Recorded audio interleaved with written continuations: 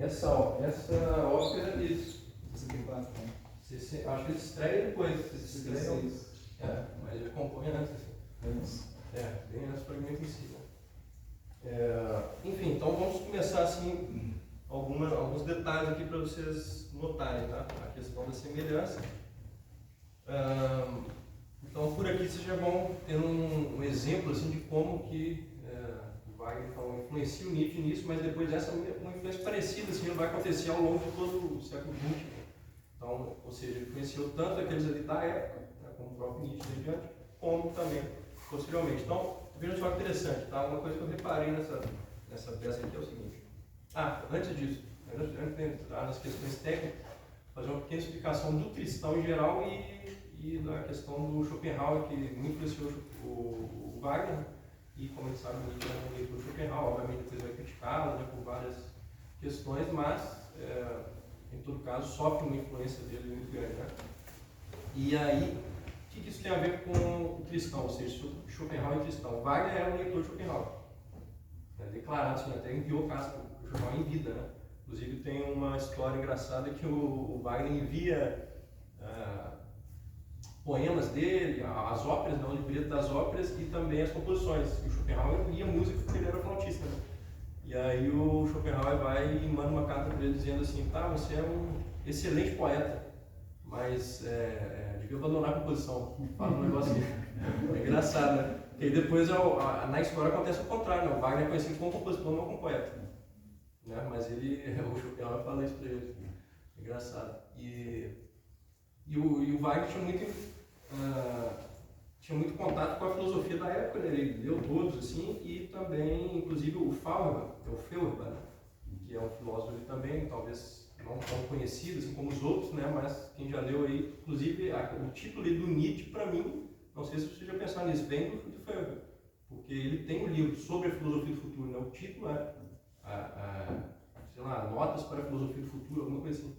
Né? Tem um livro do Feuerbach que é isso, né? E o Nietzsche depois, um dos subtítulos dele é isso, né? Prelúdio à Filosofia do Futuro. E aí, inclusive, o Wagner, quando ele escreve uma das suas obras, que é a obra de arte do futuro, que é um calhamaço de 300 páginas só sobre estética, né? E ele explicando as questões teóricas dele de música, e ele dedica este livro para o Feuerbach e manda para ele, né? Tal, uma dedicatória. Ele tinha uma relação assim, muito grande, inclusive ele lutou lá nos movimentos revolucionários da época ao lado do Bakunin. Né? Então o Wagner também era estreitado com o Bakunin ali, embora depois eles acabassem se dispersando. Né? E então a obra dele então, tem essa questão filosófica muito grande, porque ele tem essa influência de filósofos vários, né? Em várias épocas. E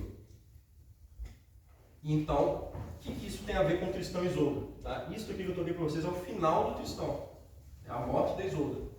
Eu não vou explicar aqui o drama inteiro, porque é muito grande assim, depois vocês dêem uma olhada assim, na verdade vem ali de uma mitologia meio nórdica, tal, que é o que o Wagner usa, né, muito em suas obras, principalmente no Anel. Então é uma história que já existia, o Wagner não cria o mito, né, do Tristão e Isolda e daí diante. E o Schopenhauer, onde ele influencia o Wagner aqui? O Wagner, então, ele fica ali fascinado com aquela ideia schopenhaueriana, que inclusive é anti-hegeliana, né, da questão do fundamento do mundo como algo irracional e não racional, como Hegel queria. Né? E é por isso que o Schopenhauer, então, propõe que, na verdade, o mundo, não vou explicar a metafísica do Schopenhauer inteiro, né? Mas, basicamente, ele concebe o mundo como uma vontade fundamental que é, em si mesmo, irracional. É para tu que gosta do Schopenhauer, né? Estuda, né, Schopenhauer, aliás. Então, o Wagner tenta traduzir essa vontade racional, digamos assim, em música. Quando a gente pega toda a música anterior, o que ela tinha? Ela tinha uma estrutura muito mais racional, digamos assim, pelo menos a música europeia, né? Ali, se a gente pegar Bach, depois Mozart, depois Beethoven, daí diante da tradição até Wagner, ela tem um fundamento muito racional no sentido das formas, né?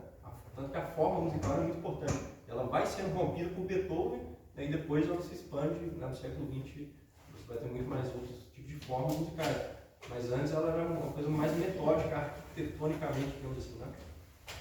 E o que isso tem a ver, então? O Wagner olha para a filosofia de Schopenhauer e diz, como eu vou expressar isso, né, digamos assim, essa irracionalidade fundamental da natureza, né, que não está indo para lugar nenhum.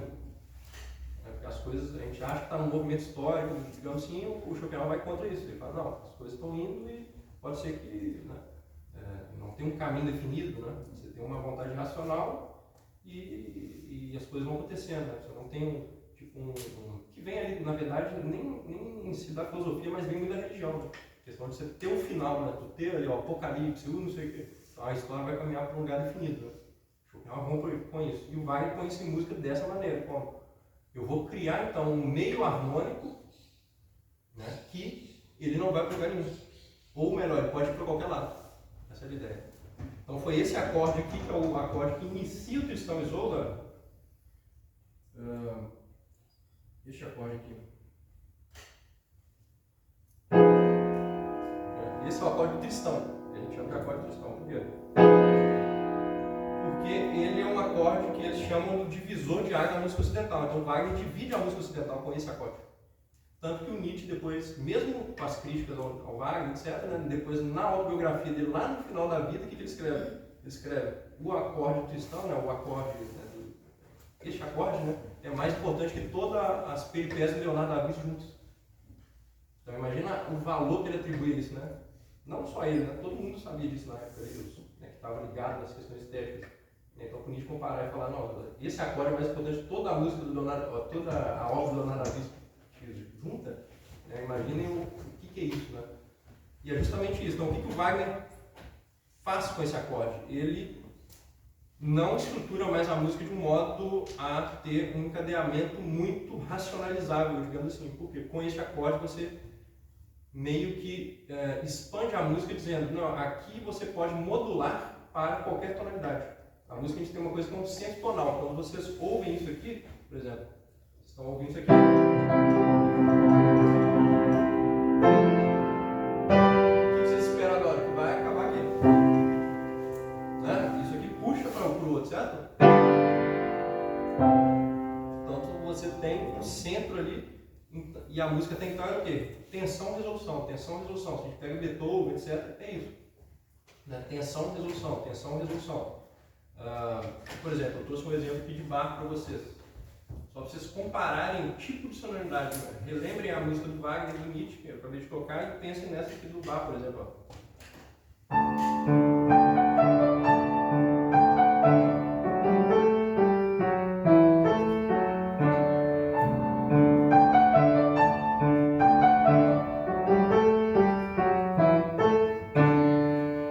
Olha só, o Bach ele já resolve em quê?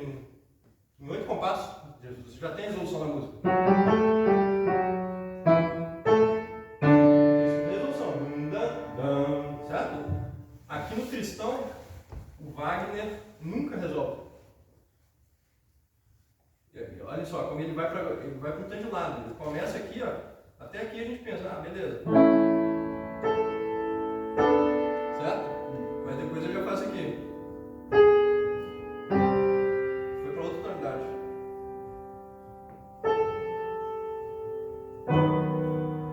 Isso aqui é um. Entende que ele está fugindo daquilo ali? Né? E depois ele. Aqui tudo bem. Depois ele já vai para outra coisa. Ele vai abrindo a questão harmônica. Isso aqui em tudo, por exemplo, vocês, né, que assistem filme, obviamente, a trilha sonora inteira do século XX é isso. É esse tipo de composição. Né? Então, quer dizer, o que ele faz aqui? Ele expande a harmonia. O Wagner é o único a fazer isso? Não, você tem outros compositores na época fazendo coisa parecida. O Liszt, por exemplo. Né? Essa questão cromática que a gente vê nas harmonias wagnerianas, né?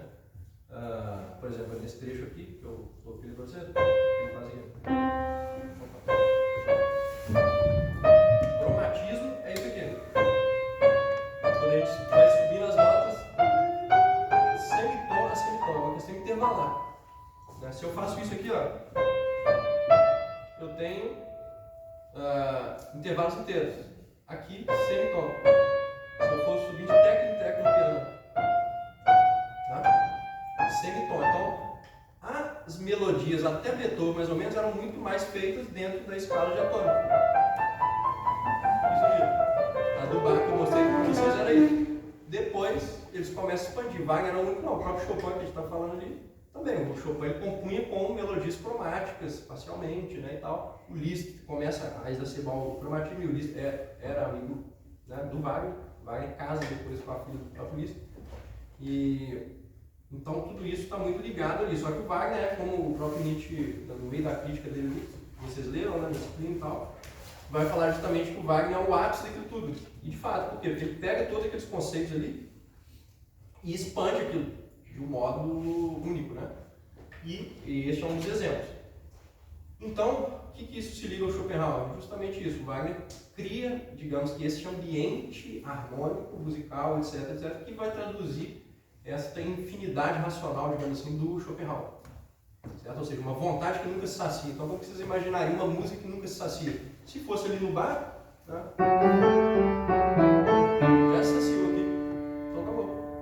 Né? O que ele faz? Ele cria uma harmonia, então, que sempre vai, e a gente nunca sente a resolução dela. E é isso que ele faz no Tristão. Ele pega e exacerba esse pensamento. O que ele faz? Ele começa com isso, faz os acordes indefinidos, tem o conceito de melodia infinita, que é a melodia que vai se desenvolvendo, e ele passa 4 horas de ópera sem resolver nenhum acorde. Ou tem resoluções que a gente chama de parciais. Então você resolve, sai, resolve, para, resolve, vai para outro lugar, resolve, vai para outro lugar. Então você cria um ambiente de instabilidade infinita, entendeu? Essa era a ideia. Né? E o que isso tem a ver? Então agora isso foi uma pequena explicação só para vocês entenderem ali o fundamento estético ali por trás disso, né? A questão da como que se liga a filosofia com a música ali na ópera de Tristão, principalmente, claro, e depois Wagner vai usar isso para outras obras. Vai no Anel, ele vai exacerbar alguns pontos, né? O próprio Siegfried, que ele compõe depois do Tristão, já é uma ópera bem mais tensa, digamos assim, onde ele vai usar muito recurso avançado de harmonia e tal, e até o fim da vida. O Pássaro também ele continua com isso. Só que ele não rompe totalmente, tipo assim, ele não volta para as coisas do Tristão necessariamente. Né? No Pássaro ele vai também flertar com a harmonia tonal, vai fazer trechos modais, vai fazer também trechos muito tensos. Então, na verdade, ele ainda está o Wagner está nesta mescla ainda do sistema antigo com o sistema que ele estava criando ali, entre aspas, o sistema, né? Os compositores que vão fazer isso, essa ruptura total com o sistema antigo, ainda viriam a nascer, né? Que é o Schoenberg e tal, a escola de Viena. É que eles criam um jeito de você romper totalmente com o sistema tonal. Mas isso advém justamente do Wagner. Se não fosse o Wagner, não teria essa ponte ali, digamos assim, né? Que vai ligar em Mahler, Bruckner, Escola de Viena, né? Que é Anton Weber, Arnold Schoenberg, enfim. Né? E o que isso tem a ver então com Nietzsche? O que eu encontrei interessante no Nietzsche aqui? Vou traçar alguns paralelos então entre a questão, né, desta música do Wagner com o Nietzsche. Então a primeira coisa que é interessante a gente notar é o seguinte: essa música do Nietzsche ela faz uma espécie de ciclo também infinito. Né? Tanto que o Nietzsche pede para a gente repetir e não põe um fim óbvio na música. Ela acaba sem nenhuma obviedade. Onde que ela acaba, né?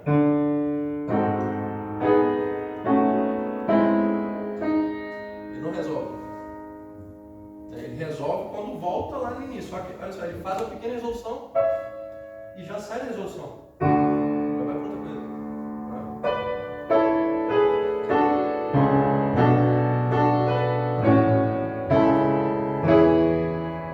Ele vai para outra coisa, né? Ele não fica naquela tonalidade. Né? Se ele fosse ali o Beethoven, ele faria.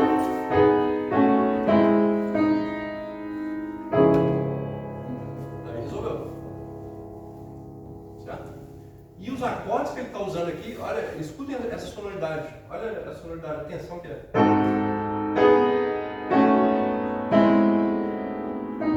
Esse é um acorde que é raro a gente ver na música, é um acorde aumentado. É bem tenso, né? Se fosse resolver, ele resolveria aqui. Só que dá uma pequena resolução e já muda. Então, quer dizer, essa é a primeira coisa. Né? Essa ideia wagneriana de uma espécie de harmonia que não tem resolução, certo? A outra coisa interessante é que, além dessa questão da sonoridade, né, de flertar com tons distantes, tonalidades distantes e daí em diante, é a questão justamente do próprio acorde cristão está aqui dentro. Então eu estava tocando a música aí que eu me dei conta, falei, o acorde cristão está aqui. E é isso que me inspirou a ideia de falar para vocês essas questões um pouco mais técnicas. Eu sei que, né, para quem não é da música, eu fico um pouco mais técnico, assim, precisaria, né, de uma questão mais técnica um pouco para compreender isso profundamente. Mas então eu vou passar um pouco por cima, porque eu achei bem interessante essa questão de, quer dizer, tem um acorde wagneriano dentro da música do Nietzsche. Isso é mais profundo do que uma simples influência superficial de, o Nietzsche, né, escutou Wagner e tentou ali fazer alguma coisa parecida. Né? É mais profundo porque o Nietzsche entendeu a harmonia wagneriana. São duas coisas distintas, entende? Uma coisa é a gente, como compositor, ouvir alguém e fazer algo parecido, assim, né, de ouvido. Outra coisa é tu estudar a harmonia do outro compositor e não somente imitar, porque aqui ele não fez uma imitação barata.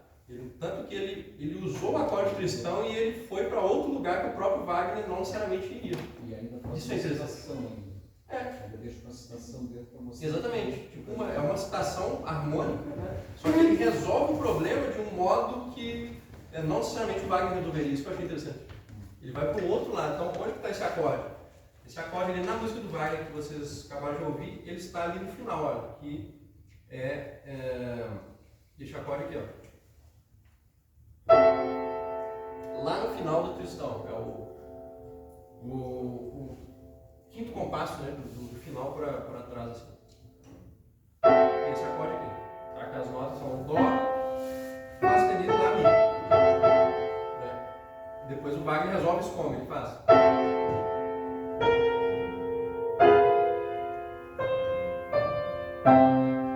O Wagner resolve assim. O Nietzsche faz o mesmo acorde, porém ele está alterado. Ele aparece nesta parte da música. Olha como ele aparece. É o mesmo acorde, só que ele está com as notas trocadas, digamos assim, de lugar, né, para falar de modo vulgar. Tá? Ele inverteu as notas, só que é o mesmo acorde, tá? Em termos harmônicos, é o mesmo acorde. Lá, Fá sustenido, Dó, Mi. Só que como que ele resolve isso? Ele não resolve do jeito que o Wagner resolveu ali no Tristão. Ele faz isso aqui, ó.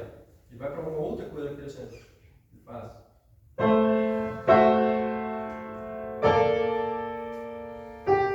Ele gera aqui um processo que a gente chama de suspensão. Então, na verdade, ele não resolveu, ele resolveu parcialmente, fez uma suspensão, depois foi para outra tensão, resolveu parcialmente, né? E assim vai. Então, ele faz um outro tipo de resolução que não é necessariamente igual. Isso na composição é bem interessante. Por quê? Porque ele se usou de um processo que já existia harmonicamente, mas deu ele expandiu aquele deu seu próprio modo, digamos assim, né? Isso é bem interessante, né? Do ponto de vista composicional. Tá? Pode falar. A sensação que eu tive ouvindo o Nietzsche, né, vamos usar essa palavra tensão, eu senti muito mais tensa do que o Wagner. Do que o próprio Wagner. Sim. Eu fiquei impressionado. Exato. Por quê? Porque, exatamente, o Nietzsche conseguiu manter ali a tensão inteira. Só que olha só, se você pensar, eu vou fazer essa passagem de novo, você vai ver que não é tão tenso. O Nietzsche ele faz a harmonia tensa e em um momento aqui determinado ele abre a harmonia. Olha que interessante. Ele está vindo daquilo ali do... Né? E essa parte é tenso, essa que você...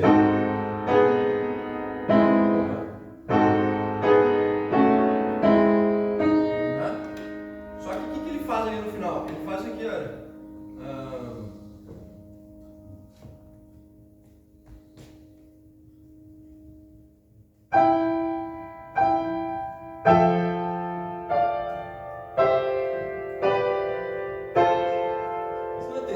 Isso ele está usando a escala tradicional.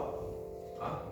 Então o que ele faz aqui? Ele, no final do fragmento ele abre a harmonia, depois ele volta para uma coisa tensa. Ele faz essa distensão e tensão, né? É bem interessante. E o que isso tem a ver com fragmento? Né? Eu acredito que o Nietzsche tenha pensado aqui. Por quê? Porque ele pega uma ideia muito curta e desenvolve, como se fosse um aforismo, né? Só que musical até. Por quê? Porque ele está baseado aqui, né? É sempre essa melodia, ó. Decrescente, ó. A gente está ouvindo isso aqui, uma coisa decrescente. Depois aí, lá, um pouco na frente ele vai fazer isso. Opa. Decresceu. Né? Depois ele vai conhecer a harmonia. Decrescendo. No final ali que ele abre a harmonia, a mesma coisa, decrescendo.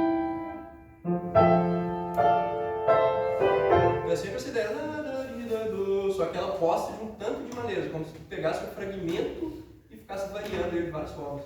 Essa é a ideia que eu acredito, né, que ele pensou fragmento nesse sentido. É uma ideia curta que ele desenvolve ali, né, e fragmentamento, que é uma música bem curta, né, que ele fica repetindo, daí em diante. Tá? Mas acredito que seja isso, assim, em termos do... Não sei se deu para vocês entenderem um pouco assim, do acorde, a relação desse acorde, então, dentro da música do Nietzsche. Né? Teria outras coisas aqui para traçar também, né? Eu poderia falar um pouco assim, da melodia, do cromatismo, ele usa um pouco de cromatismo dentro da melodia ali, que também é uma coisa que vem da música do Wagner. Né? Então, enfim, é algo que está aqui dentro dessa composição inteira. Tá? Cromatismo eu não entendi. O cromatismo é isso aqui, ó. São melodias assim, ó. A gente tem o diatonismo na música que você faz uma escala que vai ficar, digamos, menos tensa. Certo? Isso aqui é uma escala de Dó maior normal. A gente não escuta muita tensão aqui, certo? Agora, olha o cromatismo. O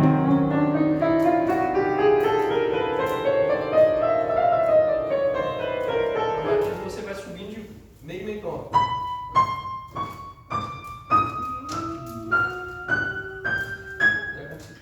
Vê se fazer. Você.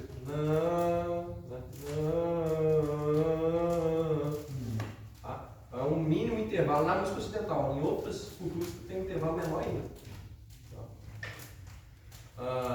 Enfim, né? Então este processo de tensão e distensão que tem na música do Wagner de Orgulho Cristão também tem no Nietzsche. A gente acabou de mostrar justamente pelo que ele falou aqui. No Wagner a gente tem os trechos ali sem a tensão. No final, talvez, que ficou com a música mais por isso, que no final é menos tensão mesmo. Né? Menos tensão. Só que em trechos ali do Wagner, bem mais tensão. Inclusive que ele faz essa tensão aumentada. Né? Não, essa é o Wagner. Tá? Mas em outros momentos do Wagner ali é bem tenso, né?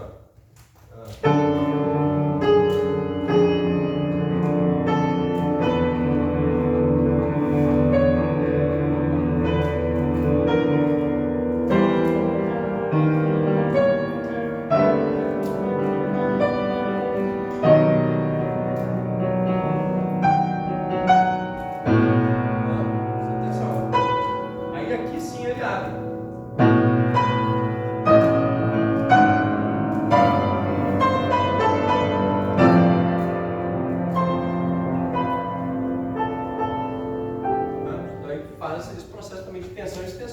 Só que de um outro modo que os compositores não estavam acostumados a fazer. É uma tensão e extensão, óbvio, mas não é de acordo com a harmonia tradicional. Tá? Esse tipo de coisa de cromatismo, você ouvia na música antiga também, Beethoven, etc. Até Bach já fazia isso. A gente pega lá, tem uma música do Bach que ele faz para a Prússia, bem famoso que o próprio Nietzsche cita, né, o Frederico II da Prússia. Bach faz uma oferenda musical, eles chamam de oferenda musical. E aí o Frederico II da Prússia toca para o Bach um tema na flauta que é cromático. E faz um desafio para o Bach fazer uma fuga em cima dele. E o Bach vai lá, sei lá, passa alguns meses e ele entrega a fuga pronta. Aí ele falou, não, esse cara é bom mesmo, porque é tipo, como se fosse considerada uma fuga impossível na época. Fazer uma fuga dentro de uma estrutura cromática, né, a estrutura dentro da melodia. Né? Então, quer dizer, você já ouve o cromatismo desde Bach, obviamente, mas ele é empregado de outras formas, entende? Então é bem interessante. Enfim, então isso foi a parte que eu queria falar para vocês um pouco, né, do Wagner e do Nietzsche, e agora eu vou fazer uma pequena fonte só para a gente entender, para a gente finalizar como que isso foi reverberando dentro dos outros compositores. Né? Então, já após o Wagner ali, a gente tem o Debussy, que é um compositor muito importante. Estava falando com o Rubira e com o Paulo, né, que a gente... O Debussy era um grande crítico do Wagner, só que ele sofreu uma influência muito grande. Eu vou mostrar aqui para vocês como é óbvia a influência, né? E ele tenta se afastar desse vulto do Wagner. É como se fosse o próprio Nietzsche Wagner, né? Tem influência e depois o Nietzsche vai tentando se afastar dessa influência. Porque o Wagner tinha uma coisa meio dominadora, assim, né? Talvez, claro, sem querer, talvez também, né? Ou por querer, mas também sem querer, porque talvez, como ele tem essa questão musical muito profunda em diante, as pessoas são absorvidas por aquele. Então você entra no mundo wagneriano e pode ficar ali a vida inteira. né? É um mundo muito gigantesco, igual de um filósofo, né? Você entra ali no Nietzsche, pode ficar só no Nietzsche a vida inteira, né? Que nunca vai esgotar aquilo ali. Então, os compositores que começam a estudar Wagner, etc., eles são muito absorvidos por aquilo. E o Debussy é um dos que tenta escapar e faz críticas ao Wagner, inclusive por meio de jornais. Eu escrevi um artigo aqui para o Diário Popular justamente mostrando ali, com algumas traduções de trechos, onde o Debussy critica abertamente o Wagner, o filho do Wagner, e daí diante, e umas críticas até meio satíricas, né? Então é até engraçado a gente ler as críticas do Debussy. Porém, ele é meio que ele começa a citar o Wagner muito dentro desses textos. Então a gente vê que ele está numa guerra interior com o Wagner. Porque se ele desprezasse o Wagner, é melhor não citar, né? Mas eu odeio o cara, mas eu cito ele no texto, né? Então você vê que ele está numa guerra interior com o Wagner, né? É bem interessante. E aí, por exemplo, olha só esse trecho do Debussy, tá? Pra vocês verem o que eu acabei de falar aqui do cromatismo, né? Cromatismo, sim, certo?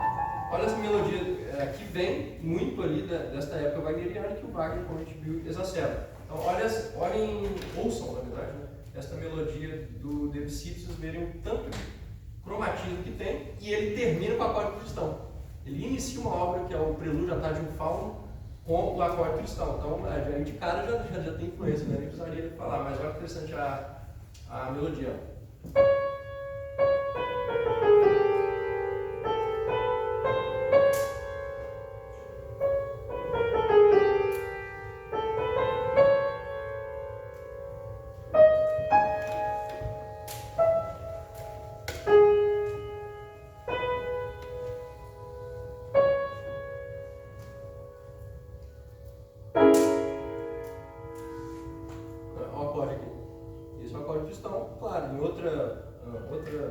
Está modulado aqui, digamos assim, né? Mas é isso, ele está, deu para ver a questão da melodia, certo? Cromatismo puro, né? E termina no acorde aqui, do Wagner. Claro, depois ele vai se afastar aos poucos do Wagner. Será que é o meu próprio telefone? E aí, o que ele faz então? Ele vai se afastando do Wagner aos poucos, experimentando escalas orientais, outras questões. Mas aqui, como vocês puderam ver, né, de uma influência direta, né, o próprio acorde cristão no início de uma obra. Certo? Depois ele vai, inclusive, satirizar um pouco o acorde cristão, colocando ele dentro de outras composições de outros caráteres. É bem interessante. Ele vai jogar a vida inteira, na verdade, com o acorde cristão, só que cada vez mais colocando ele em outras músicas que não tem muito esse espírito wagneriano, de cromatismo e daí em diante. Tá? Então, esse é um dos primeiros exemplos, sim, o Debussy. Depois tem escola de Viena inteira, como eu disse ali, Schember, outros compositores, quem quiser depois aprofundar um pouco nisso, né? É interessante. Tá? E outros compositores, então, como que isso influenciou no Brasil, né, nos compositores? Villa-Lobos foi muito especial para Wagner.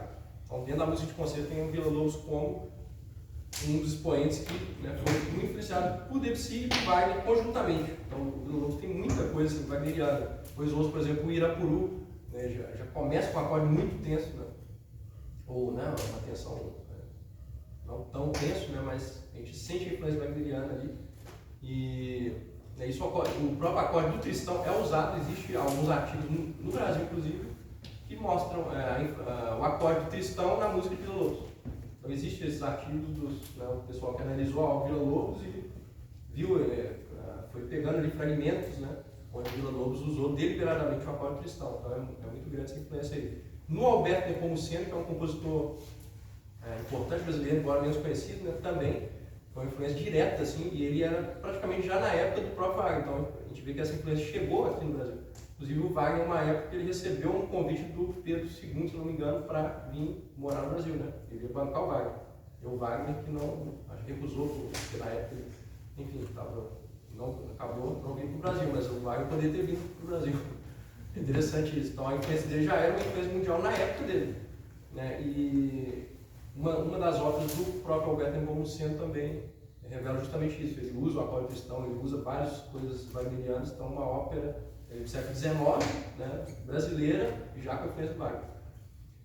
E E aí como que isso vem adentrando, né, a cultura também popular, etc. O próprio jazz, que eu vou falar um pouco então do que o Guilherme perguntou, né?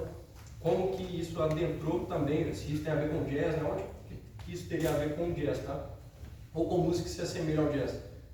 Primeiro na questão melódica, então no jazz a gente vê muito a questão do cromatismo. A gente vê isso no jazz, né?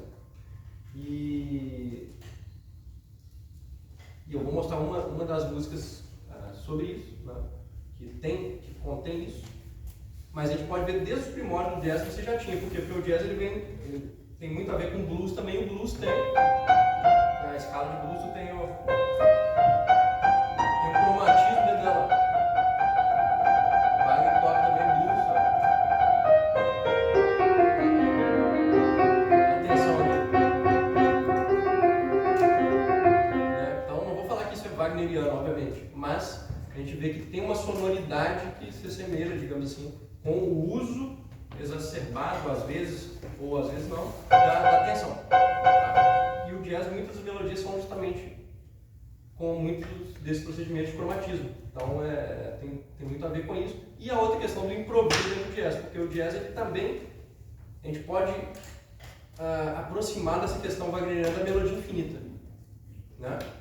Porque o Wagner, qual que é o conceito, um dos conceitos internos às óperas dele, além da questão do leitmotiv, né, que é o motivo condutor, que é uma outra coisa, é justamente a melodia infinita. Né? Então você faz 4 horas de ópera e você não fica repetindo as melodias, as áreas, etc. Você faz uma melodia, né, que vai sempre sendo modificada, e mesmo quando ela é reintroduzida ao longo do drama musical, você a varia, de modo às vezes inclusive imperceptível. Então muitas vezes tu está ouvindo o Wagner, a melodia que ele colocou lá atrás da ópera, ela aparece só que em outro instrumento, às vezes mais grave, que você, né, tem que prestar mais atenção para conseguir ouvir ali e tal. Ele vai, digamos que, trabalhando essa questão, formando uma espécie de coisa que a gente chama de melodia infinita. E no jazz é isso, o improviso o tempo inteiro, ele faz com que a melodia nunca se repita, né? Então você tem um improvisador depois do outro. O que acontece? Você ouve como se fosse uma melodia infinita. Né? Tem música de jazz que nem o tema se repete. Então já vai a música inteira como se fosse uma melodia que vai se modificando o tempo inteiro. Então é interessante, né? Ou seja, esse conceito já está antes do jazz ali na questão wagneriana. E um detalhe, tá, que eu não falei para vocês aqui, é a questão do Beethoven. Como que o Beethoven, então, ele na verdade, essa ponte que o Wagner faz, ela não vem do nada. Tá? O Beethoven, ele já fez no interior de sua música essa transição para uma melodia mais cromática. Vou tocar só a pequena introdução aqui da grande fuga de Beethoven, que é um dos últimos quartetos de cordas que ele compôs. Ele já estava ali, né, no final da vida, e ali que as obras dele que vão fazer essa transição, digamos assim, para esse romantismo mais exacerbado. Né? E, então eu sugiro, né, para quem todo mundo que já deve ter ouvido alguma coisa de Beethoven, depois peguem as obras finais da vida dele, vocês vão ver uma outra coisa. E esse quarteto, inclusive, ele, para mim, é como se ele estivesse assim, 100 anos na frente do tempo.